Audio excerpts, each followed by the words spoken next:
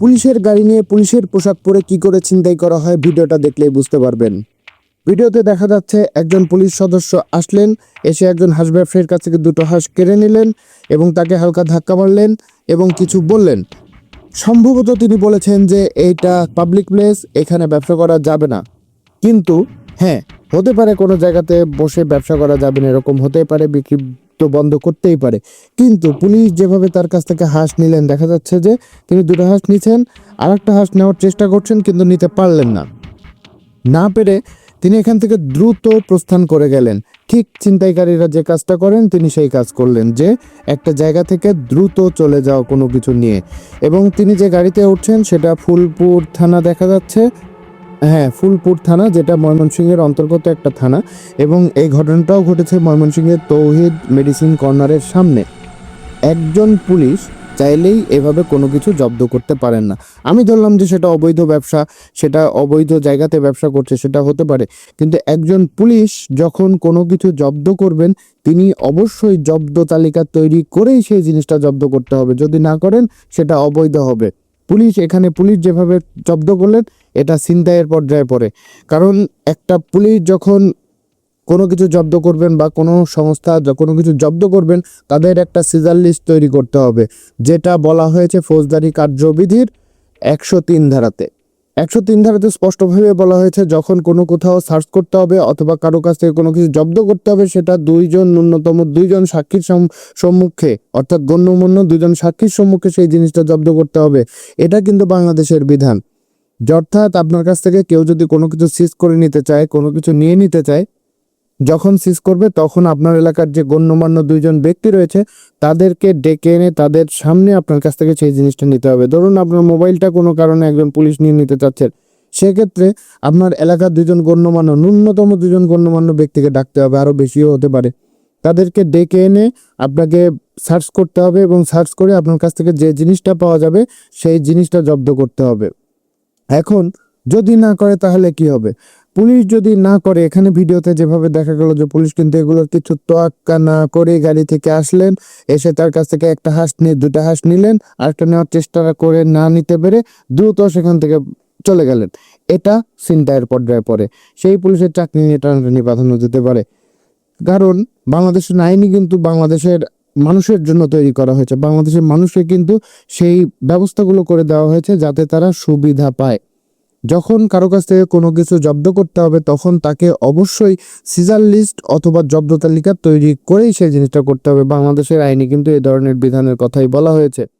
কিন্তু বাংলাদেশের পুলিশ এই যে পুলিশের গাড়ি নিয়ে এসে পুলিশের পোশাক পরে একজন সাধারণ ব্যবসায়ীর কাছ থেকে যেভাবে জোর জবরদস্তি করে নিয়ে গেলেন, এটা কিন্তু কোনো আইনের মধ্যে পড়ে না।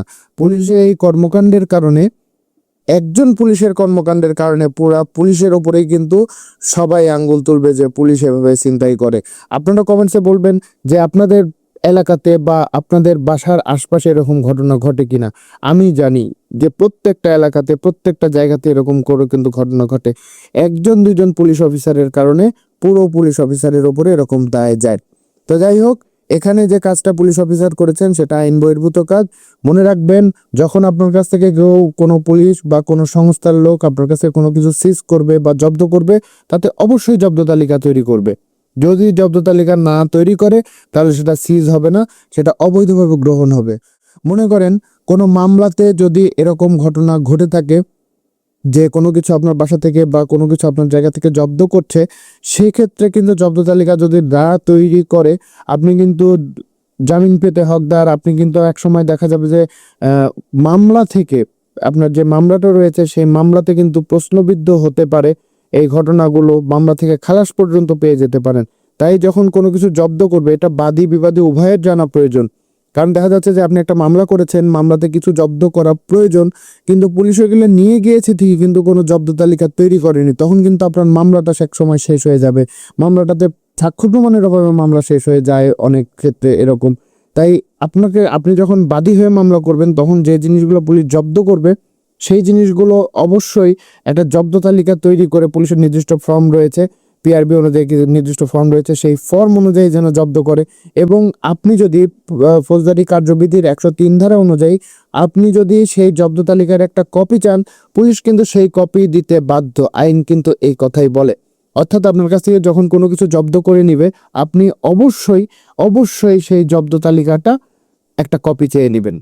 এবং আরেকটা ছোট্ট একটা টিপস দিই, পুলিশ যখন আপনার বাসাতে বা আপনার দোকানে বা আপনার কোনো এরিয়াতে প্রবেশ করে কোনো কিছু তল্লাশি করতে চাবে, তখন আপনিও পুলিশকে আগে তল্লাশি করেই আপনার কাছে বা আপনার এরিয়াতে ঢুকতে দিবেন। এই বিধানটা কিন্তু আইনে রয়েছে, সুপ্রিম কোর্টের কিছু রায় রয়েছে, সেই রায়গুলোতে কিন্তু এই বিষয়গুলো বলা হয়েছে যে আপনার বাসাতে বা আপনার দোকানে যখন তল্লাশি হবে, তখন সেই এরিয়ার গণ্যমান্য ব্যক্তিদের উপস্থিতিতেই কিন্তু তল্লাশি করতে হবে। এবং যে পুলিশ সদস্যরা আপনার ঘরের ভিতরে ঢুকবে, তাদেরকে আগে আপনি চেক করবেন যে তাদের কাছে কোনো এক্সট্রা কিছু আছে কিনা বা কি আছে। এবং এটা কিন্তু ওই যে গণ্যমান্য ব্যক্তিদের উপস্থিতিতেই করতে হবে। এগুলো আইন বলে, কিন্তু আসলে বাস্তবিক অর্থে কি হয় সেগুলো কিন্তু কমেন্টসে জানাবেন। আপনার যে অভিজ্ঞতা, আপনি দেখেছেন অথবা আপনি শুনেছেন, এই বিষয়গুলো আসলে কেমন হয়, কারো বাসায় যখন পুলিশ যায় তখন তারা কি করে, কি ধরনের কাজ করে আইনের ভেতর থেকে। আমি যেগুলো বললাম সেগুলো আইনের ভেতরের কথা, এর বাইরে কি কি করে এগুলো কিন্তু আপনারা জানাবেন। কিন্তু এগুলো আপনাদের আইনগত অধিকার। আপনাদের যেহেতু অধিকার রয়েছে, আপনি এই ভিডিওটা আজকেই শেয়ার করে রাখবেন আপনার টাইম লাইনে। আপনি অবশ্যই শেয়ার করে রাখবেন, বন্ধুদের কাছে শেয়ার করে রাখবেন, যেন পরবর্তীতে পুলিশ যদি হঠাৎ করে কখনো আপনাদের সাথে এরকম আচরণ করতে লাগে, এই ভিডিওটা বের করে এইভাবে দেখাবেন যে দেখেন বাংলাদেশের আইনে এইভাবে এই জিনিসটা আছে, আপনি চাইলে আমার কাছ থেকে নিতে পারেন না। আপনি চুপ করে থাকলে তো পুলিশ যা করার করছে, কিন্তু আপনি যখন আইন বলবেন, আইনের কথা বলবেন, কিন্তু পুলিশ কিন্তু আপনাকে ভয় না পেতে পারে, আমাকে ভয় না পেতে পারে, কিন্তু পুলিশ কিন্তু এই বাংলাদেশের আইন যেটা রয়েছে তাকে কিন্তু অনেক বেশি ভয় পায়। জনগণ আইন জানে না, তাই জনগণের সাথে দুই নম্বরই করে। কিন্তু পুলিশকে যদি আপনি সরাসরি সেকশন সহ আইনের কথাটা বলতে পারেন, পুলিশ কিন্তু আপনাকে একটু এভাবে তাকায় দেখবে যে এ জানে, তাহলে আমার বিরুদ্ধে অন্য ব্যবস্থা গ্রহণ করতে পারে।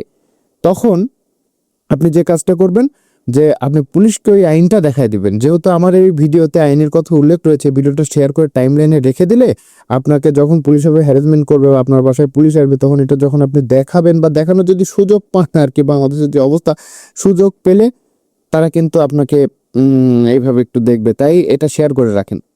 তো পুলিশ যখন জব্দ করতে আসবে, কোনো কিছু জব্দ করবে, অবশ্যই জব্দ তালিকা বুঝে নেবেন। বুঝে নিলে দেখা যাবে যে আপনার কাছে একটা জিনিস জব্দ করে নিল, তারা সেটা থানায় যেয়ে গায়েব করে দিতে পারছে না। সেটা মামলাতে যদি হয় মামলাতে যুক্ত করতে হবে, অথবা এমনি যদি জব্দ করে জব্দ করতে হবে। এইভাবে হাঁস চোরের মতো পুলিশ যে হাঁসটা চুরি করলো বা ছিনতাই করলো, এভাবে কিন্তু কোনো কিছু নেওয়া যাবে না। এতে আইনের প্রতি মানুষের শ্রদ্ধা কিন্তু হারিয়ে যায়। পুলিশ সদস্য যারা রয়েছেন তাদেরকে বলবো, যেটাই করবেন আইনের মধ্যে থেকে করবেন। আইনের বাইরে যাবেন তো পুরো পুলিশের ওপরে মানুষ আঙ্গুল তুলে কথা অবশ্যই বলবে। তো ভিউয়ার্স, আজকে পর্যন্তই। আইনের বিষয়গুলো নিয়ে আমি এভাবে আলোচনা করি। যদি আইনের বিষয়গুলো জানতে চান আমাকে ফলো করবেন, অথবা ইউটিউবে দেখে থাকলে সাবস্ক্রাইব করবেন, কারণ আমি আইন নিয়ে আপনাদেরকে, আমি যে জিনিসগুলো শিখি সেগুলো আপনাদেরকে শেখাই। পরবর্তীতে নতুন কোনো বিষয় নিয়ে দেখা হবে। সে পর্যন্ত ভালো থাকবেন, সুস্থ থাকবেন এবং সচেতন থাকবেন আপনার অধিকার সম্পর্কে।